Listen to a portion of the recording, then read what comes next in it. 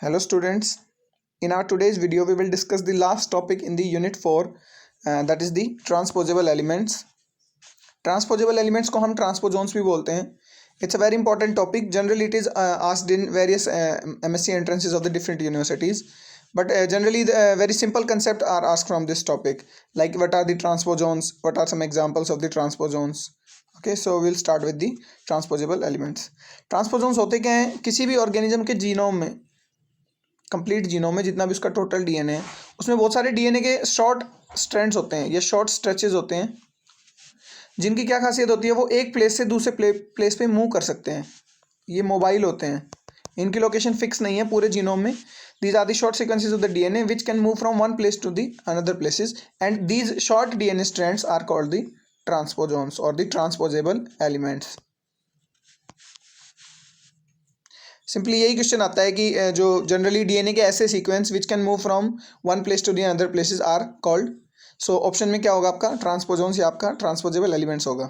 ठीक है, तो ट्रांसपोजेबल एलिमेंट्स जो है इनकी लोकेशन फिक्स नहीं है, ये मूव कर सकते हैं एक प्लेस से दूसरे प्लेस पे. तो जब भी मूव करेंगे तो एक डोनर डीएनए हो सकता है, जिस डीएनए से सपोज ये डीएनए इस पे ये रीजन ट्रांसपोजोन्स है, यहाँ से ये रिमूव होके और आपका किसी और डीएनए पे जा रहा है, तो एक डोनर डीएनए होगा, एक रेसिपिएंट डीएनए होगा.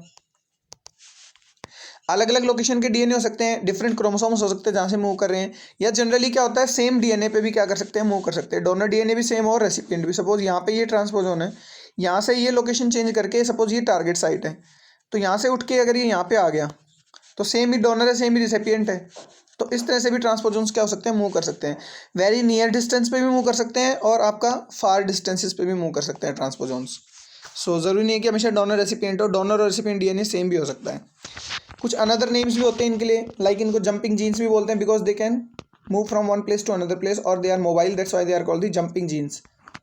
Suppose from this location it is moving to this site, so it is jumping from this place to this place, that's why it is called the jumping gene. These are also called the selfish DNA. इनको selfish DNA भी बोलते हैं. वो particular transposons जो host के लिए किसी चीज़ को कोड नहीं करते, किसी फंक्शन को, it does not code any function for the host organism, उन पर्टिकुलर ट्रांसपोजोन्स को हम सेल्फिश डीएनए बोलते हैं. ठीक है, कुछ ट्रांसपोजोन्स ऐसे भी होते हैं जो डिफेक्टिव हो जाते हैं. ठीक है, ना ही मूव कर सकते हैं, वो कोड तो करेंगे नहीं ऑफ कोर्स, यानी वो सेल्फिश डीएनए जो कोड भी नहीं कर रहे. सेकंड थिंग, जो डिफेक्टिव भी हैं, इवन मूव भी नहीं कर रहे. Selfish DNA can move from one place to another place because they all are transposons, so they can move from one place to another place. But the junk DNA, it is a defective transposon, it cannot move from one place to another place, and it also does not code for anything, so it is called the junk DNA. So junk DNA, selfish DNA, jumping genes are the another names for the transposons, but the junk DNA and selfish DNA are under some particular criterias. Not all the transposons are selfish DNA or the junk DNAs, but some of the transposons are the junk DNA and the selfish DNAs. So अगर बात करें हम next की, that is the discovery of the transposons. So transposons were discovered by a lady, that is the Barbara McClintock. कई बार entrances में ये question भी आता है, बहुत इंपॉर्टेंट है, कि जो डिस्कवरी की थी ट्रांसपोजोन्स की वो किसने की थी. सो बारबरा मैकलिंटॉक ने की थी 1948 में. She was doing a research in 1940 to 1950 on the maize plant, the corn plant, Z maize botanical name होता है. Z maize पे वो वर्क कर रही थी during the 1940 and 50s. So she find out the two transposable elements. बहुत ही important transposable element होते हैं मेज में, जो कि up to 85% of the genome cover करते हैं पूरे मेज प्लांट का. ACDS सिस्टम बोलते हैं उसको. हम आप हायर क्लासेस में पढ़ेंगे, मास्टर्स में जब भी आप अगर MSc बॉटनी करेंगे तो उनमें आता है एसोसिएशन, डिसोसिएशन. ये दो ट्रांसपोजेबल एलिमेंट्स होते हैं जो कि सब कुछ कंट्रोल करते हैं मेज का. Insertion, chromosomal insertion, deletion, even जो आपका कॉर्न का जो कलर होता है वो भी इन दोनों ट्रांसपोजेबल एलिमेंट्स की वजह से होता है. तो इनको डिस्कवर किया था बारबरा मैकलिंटॉक ने, जो कि फर्स्ट डिस्कवर्ड ट्रांसपोजेबल एलिमेंट्स थे. इसके लिए उन्हें नोबेल प्राइज़ भी मिला था 1983 में. So she was the discoverer of the transposable elements.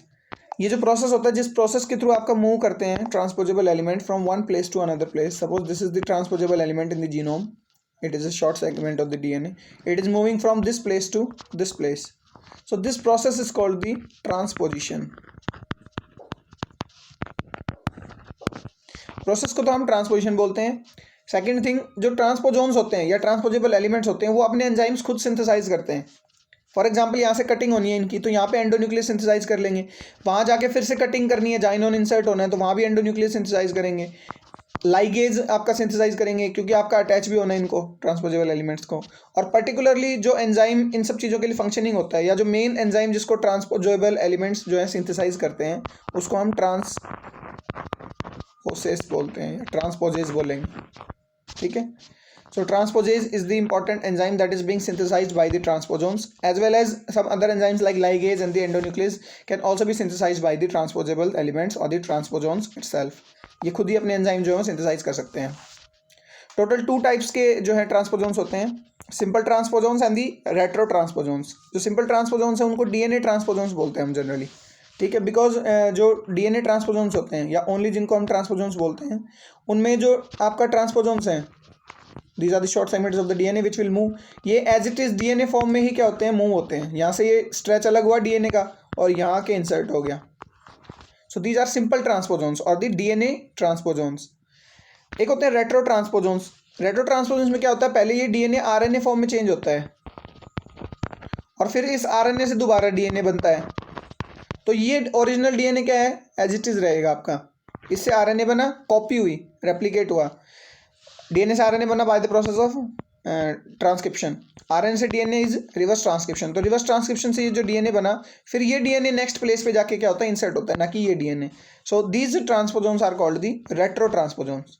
So DNA transposons are very common in the prokaryotes,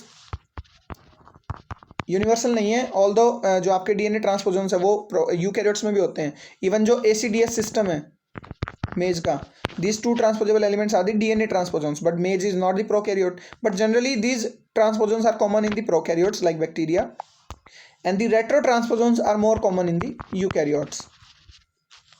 DNA transposons का जो मूवमेंट होता है उसको हम कट एंड पेस्ट मैकेनिज्म बोलते हैं, और रेट्रो ट्रांसपोजन्स का जो मूवमेंट होता है उसको हम कॉपी एंड पेस्ट बोलते हैं। इसको हम अभी डिटेल में डिस्कस करेंगे। फर्स्टली आपने केवल याद रखना है कि the DNA transposons are cut and paste mechanism, retrotransposons are the copy and paste mechanism. These are generally common in the prokaryotes, whereas the retrotransposons are common in the eukaryotes. In the DNA transposons, the transposons are moved in the DNA form, whereas in the retrotransposons, firstly it will convert into the RNA, then it will move into the DNA form. So let's just discuss them in detail. This is the same thing that I had dictated just seconds before, that the cut and paste mechanism is present in the DNA transposons, whereas the copy and paste mechanism is present in the retrotransposons. So here is the diagram for the cut and paste mechanism. देखिए क्या होता है, ये आपका DNA का sequence है, ठीक है। इस पे ये जो ब्लू रीजन है ये हमने दिखाया ट्रांसपोजोन्स हैं, या फिर ये ट्रांसपोजेबल एलिमेंट्स हैं पूरे कंप्लीट डीएनए में। These are the short sequences which can move from one place to the another place. ये आपकी टारगेट साइट दिखाई है जहाँ पे ये ट्रांसपोजोन क्या करेगा, मूव करेगा।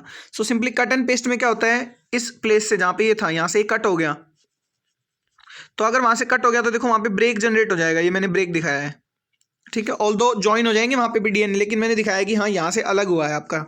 फिर ये मूव होके जो आपकी टारगेट साइट थी वहाँ पे चला गया ये ब्लू रीजन। तो इस प्लेस से from place 1 to place 2 movement हो गई सिंपली, और कट एंड पेस्ट मूवमेंट हुई, यहाँ से कट हुआ है। जिस तरह से आप पीसी में करते हैं कट एंड पेस्ट, या फ़ोन में करते हैं। सेकंड आप कॉपी एंड पेस्ट भी करते हैं, अगर आप ओरिजिनल को भी आप क्या कर रखना चाहते हैं, उसको स्टोर रखना चाहते हैं तो, ठीक है। तो यहाँ पे ये कट हुआ और यहाँ पे एज इट इज़ ये आ गया, तो इसको हम कंजर्वेटिव मैकेनिज्म भी बोलते हैं, क्योंकि यही डीएनए कंजर्व है, ये रेप्लिकेट नहीं हुआ, और यही कंजर्व होके कहाँ पे आ गया, इस टारगेट साइट पे आ गया। So it is also called the conservative mechanism और the cut and paste mechanism. Second mechanism की बात करें अगर, copy and paste which is common in the eukaryotes, तो उसमें क्या होता है, देखो ये आपका ट्रांसपोजोन्स है, और क्योंकि कॉपी एंड पेस्ट में कैसे ट्रांसपोजोन होते हैं, रेट्रो ट्रांसपोजोन, तो इसलिए हमने यहाँ पे लिखा है रेट्रो ट्रांसपोजोन्स। ये इसकी टारगेट साइट है। सिमिलरली लाइक दिस, यहाँ पे भी टारगेट साइट थी और यहाँ पे भी डीएनए ट्रांसपोजोन था। अब फर्स्टली क्या होगा, देखो ये जो रेट्रो ट्रांसपोजोन है, by the process of transcription it will changes into the RNA. Now this RNA will again changes into the DNA, और RNA से DNA किस एंजाइम से बनता है, reverse transcriptase enzyme, and the process is the reverse transcription, because the DNA to RNA is transcription, so RNA to DNA will be reverse transcription. So ये जो DNA बन गया, it is a copied DNA और the replicated DNA, original is still here. So this replicated DNA will move to the target site and the original will also remain there. तो क्या होगा, देखो यहाँ पे ये डीएनए भी ओरिजिनल और जो कॉपीड डीएनए था वो टारगेटेड साइट पे चला गया। तो इस तरह से मूवमेंट हुई है कॉपी होके। This is the most common mechanism in the eukaryotes. जो ट्रांसपोजोन है, मैक्सिमम ट्रांसपोजोन्स वो कॉपी होके एक प्लेस से दूसरे प्लेस पे क्या करते हैं, मूव करते हैं।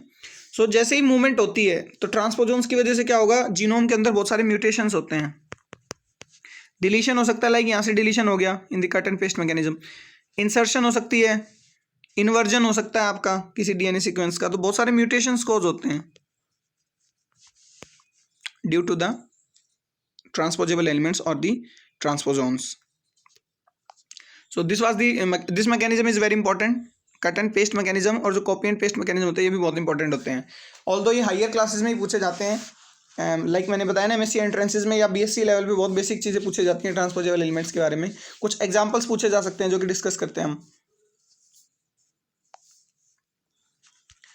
एक जिन पे डिस्कवरी की थी मेज प्लांट पे, बारबरा मैक्लिंटॉक में, मैंने भी बताया आपको ACDS सिस्टम होता है। 2 ट्रांसपोजेबल एलिमेंट्स होते हैं मेज प्लांट में, AC for the association, DS for the dissociation. तो ये जो होते हैं हर एक क्रोमोसोम में प्रेजेंट होते हैं। अप्रॉक्सीमेटली 85% जो रीजन है पूरे जीनोम का उसमें ट्रांसपोजेबल एलिमेंट्स होते हैं। ओके, सो ये क्या करते हैं, ये बहुत सारे जीन्स को कंट्रोल करते हैं, अदर जीन्स को, ठीक है, और उन जीन्स को कंट्रोल कर, इसीलिए इनको कंट्रोलिंग जीन्स बोलते हैं।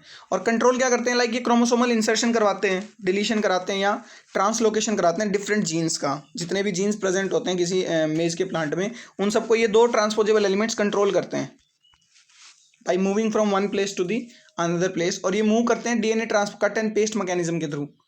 सो जो कॉर्न का कोई फिनोटाइप कैरेक्टर है, लाइक आपका कॉर्न कलर है,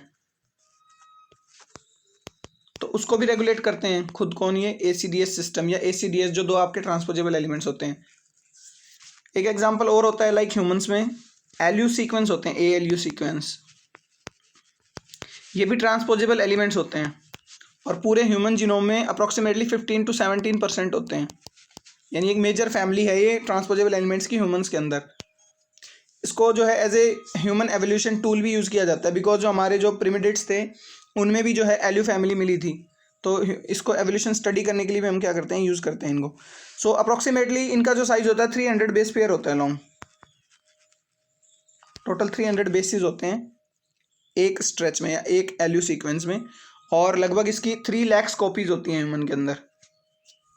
सो 300 बेस पेयर इनटू में 3 lakh copies, so it forms a major part of our human genome. इसलिए मैंने कहा ना 15 to 17% जो ह्यूमन जीनोम है उसको कंसिस्ट करते हैं कौन से, अपने हमारे एल्यू सीक्वेंस इन दी ह्यूमंस। कुछ और ट्रांसपोजेबल एलिमेंट्स हो सकते हैं, ये सब आप हायर क्लासेस में पढ़ेंगे, इनके examples particularly, like P elements होते हैं ड्रोसोफिला में, इंसर्शन सीक्वेंस होते हैं बैक्टीरिया में, सिंपल सीक्वेंस होते हैं डीएनए के, ठीक है, प्लाज्मिड्स के अंदर भी प्रेजेंट हो सकते हैं, मूव कर सकते हैं, इवन प्लाज्मिड से मेन बैक्टीरियल जीनोम पे मूव कर लेते हैं। These insertion sequence short sequence होते हैं, maximum 2 base pair to 8 base pairs. TY elements होते हैं यीस्ट में, P एलिमेंट्स होते हैं, कॉपिया एंड P एलिमेंट्स बोलते हैं इन्हें, ये भी होते हैं ड्रोसोफिला में। So these are particular case examples in different organisms. In particularly botany the ACDS system is the most important, which is found in the maize and was discovered by the McClintock, and these were the first transposable elements to be discovered. इन्हीं के लिए Nobel prize भी मिला था इन्हें, Barbara McClintock को। Significance की बात करते हैं ट्रांसपोजन्स की। अगर नेगेटिव इंपैक्ट की बात करें तो नेगेटिव इंपैक्ट्स क्या होंगे, एक तो म्यूटेशंस कॉज करते हैं, ऐसे म्यूटेशंस जो डेडली हों या आपके डिजीज कॉजिंग हों। बहुत सारी ह्यूमन डिजीज होती हैं जो आपका ट्रांसपोजन्स की वजह से क्या होती हैं, कॉज होती हैं, लाइक हीमोफीलिया है आपका, पोरफायरा है, इस तरह की जो डिजीज होती है जो म्यूटेशन से होती हैं वो आपकी कॉज होती हैं किसकी वजह से, ट्रांसपोजन्स की वजह से।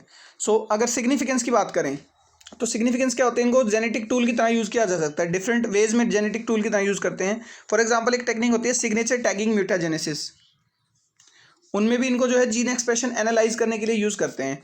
उसमें क्या होता है, एक नॉर्मल जीन होता है, एक म्यूटेंट जीन होगा, तो पहले नॉर्मल जीन का जीन एक्सप्रेशन जो होगा उसको नोट किया जाएगा, उसके फिनोटाइप को या उसका जीन एक्सप्रेशन जो है उसको क्वान्टिफाई किया जाता है। फिर ट्रांसपोजेबल एलिमेंट्स की वजह से नॉर्मल जीन में म्यूटेशन कराई जाती है, हो सकता है ये इंसर्शन करके कराई जाए या डिलीशन करके कराई जाए किसी डीएनए सीक्वेंस को। तो जैसे ही म्यूटेंट हुआ हमारा नॉर्मल जीन, तो जीन ऑफ इंटरेस्ट का जो लोकस था आपका आपका म्यूटेंट हो चुका, फिर उसका एक्सप्रेशन जो है वो नोट किया जाता है। सो दोनों को कंपेयर किया जाता है फिर, तो म्यूटेंट जीन का और नॉर्मल जीन का जो जीन एक्सप्रेशन है उसको कंपेयर करा सकते हैं हम बाई सिग्नेचर टैगिंग म्यूटाजेनेसिस, उसमें भी जो है आपके ट्रांसपोजोन्स हेल्पफुल होते हैं। नेक्स्ट आपका जो है ट्रांसपोजोन्स जो हैं, क्योंकि मैंने बताया म्यूटेशंस कॉज करते हैं, तो किसी जीन के फंक्शन को डिसरप्ट भी कर सकते हैं या उसके फंक्शन को रिस्टोर भी कर सकते हैं। फॉर एग्जांपल कोई ये जीन है, इसमें जो था कोई आपका जो सीक्वेंस है पर्टिकुलरली, जो अगर ये जीन फंक्शन करता और इसमें वो सीक्वेंस होता तभी फंक्शन कर पाता, अगर वो सीक्वेंस रिमूव हो चुका तो अब ये जो जीन है नॉन फंक्शनिंग है, इसमें ये जो सीक्वेंस है वापस हो सकता है, ट्रांसपोजोन्स ले आए, ये डीएनए प्रोब बना के हम जो ट्रांसपोजोन्स को है हम इसमें इंसर्ट करा दें, पर्टिकुलरली वो सीक्वेंस डाल दें जो इस जीन को चाहिए, तो इस जीन का फंक्शन रिस्टोर भी किया जा सकता है, या कोई फंक्शनिंग जीन अगर उसमें ट्रांसपोजोन्स आ जाएं तो इस जीन के फंक्शन को डिसरप्ट भी कर सकते हैं। नेक्स्ट फंक्शन की बात करते हैं, ट्रांसपोजोन्स को एज ए जेनेटिक वेक्टर या फिर आपका जेनेटिक टूल भी यूज किया जा सकता है रिकॉम्बिनेंट डीएनए टेक्नोलॉजी में। सपोज प्लाज्मिड में कोई आपके ट्रांसपोजोन्स हैं for example at this site, so this transposons can move from one place to another place, तो हो सकता है ये मूव करके एक प्लेस क्रिएट कर दें जिसमें हम जीन ऑफ इंटरेस्ट को क्या करा सकें, इंसर्ट करा सकें। तो ये जो है एज ए क्लोनिंग वेक्टर या as a transforming cloning vector भी यूज किए जा सकते हैं। ठीक है, अगर रिमूव नहीं हो रहे, जीन ऑफ इंटरेस्ट के साथ ही कैरी हो रहे हैं होस्ट ऑर्गेनिज्म के अंदर, तो होस्ट ऑर्गेनिज्म में भी ये जीन ऑफ इंटरेस्ट को हेल्प करते हैं मूव करने के लिए one place to another place by linking with them और creating a place for them to be inserted. Next function की बात करते हैं, they can be used as a mutagen, ये म्यूटाजन्स की तरह भी यूज किए जा सकते हैं because they can induce the mutations by different chromosomal behaviour like deletion, insertion और द इन्वर्जन।